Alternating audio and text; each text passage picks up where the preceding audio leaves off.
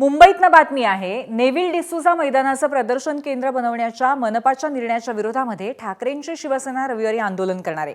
आदित्य ठाकरेंच्या नेतृत्वात हे आंदोलन होईल। नेव्हिल डिसूजा फुटबॉल मैदानाचं प्रदर्शन केंद्र करायला ठाकरेंच्या शिवसेनेचा कडाडून विरोध आहे।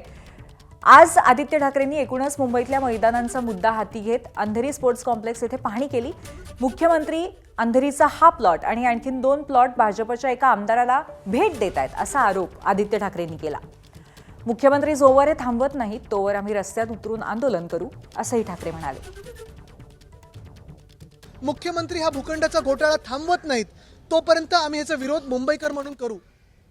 आज आपल्या माध्यमातून मी सर्व मुंबईकरांना विनंती करत आहे की हा आंदोलनाचा पहिला टप्पा म्हणून येत्या रविवारी संध्याकाळी 5 वाजता रंगशारदाच्या समोर नेव्हिल डिसूजा फुटबॉल टर्फ जिथे आहे तिथे आपण सर्वांनी, प्रत्येक पक्ष असेल, जात पात धर्म सगळं काही बाजूला ठेवून तिरंगा हाती घेऊन पुन्हा एकदा मुंबईसाठी एकत्र येणं गरजेचं आहे। ही 3 मैदानं एकत्र करून, म्हणजे हे 2 प्लॉट्स आणि हा जो जिथे आहोत तिथे इकडचा प्लॉट, हे 3 प्लॉट घेऊन मुख्यमंत्री महोदय एका भाजपच्या आमदाराला गिफ्ट करत आहेत।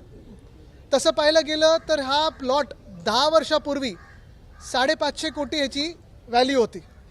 आज किती असेल ही आपण काढू शकता व्हॅल्यू, पण ह्या प्लॉटसाठी, फक्त ह्या प्लॉटसाठी मुख्यमंत्र्यांनी भाजपच्या आमदाराला 21 लाख प्रतिवर्ष 21 lakhs पर इयर ह्या किमतीवर गिफ्ट देण्यात आलेली आहे। दरम्यान या संदर्भात न्यायालयानेही आज निर्देश दिलेत। मुंबईच्या वांद्रे इथल्या नेव्हिल डिसूजा मैदानावरती प्रदर्शन केंद्र उभारण्यासंदर्भात सध्या कोणती कारवाई न करण्याचे मुंबई उच्च न्यायालयाने पालिकेला आदेश दिलेले आहेत। मुलं मैदानी खेळ कुठे खेळणार, काही जागा मोकळ्या ठेवल्या पाहिजेत, नाहीतर पुढची पिढी मैदानी खेळ विसरून जाईल असं मुंबई उच्च न्यायालयाने पालिकेला खडसावलंय। 10 सप्टेंबरला या संदर्भातली पुढची सुनावणी होईल।